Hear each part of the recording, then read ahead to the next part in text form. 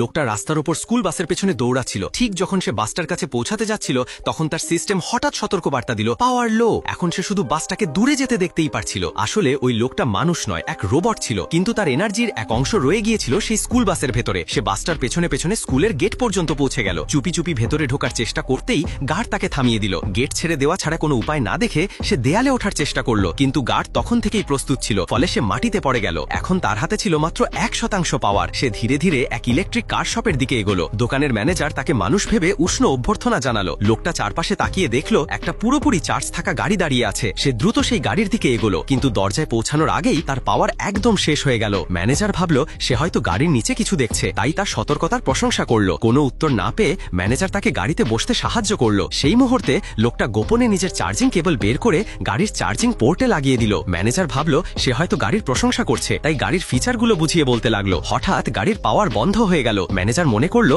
গাড়িটা চার্জ ছিল না, তাই তাকে অন্য গাড়ির দিকে নিয়ে গেল। কিন্তু নতুন গাড়িতে বসেই লোকটা আবার কেবল লাগিয়ে দিল। এই গাড়িরও পাওয়ার চলে গেল। এভাবে সে একের পর এক গাড়ি থেকে চার্জ নিতে লাগলো, যতক্ষণ না পুরো দোকানের সব গাড়ির পাওয়ার ফুরিয়ে গেল। অবশেষে সে সম্পূর্ণ ফুল চার্জ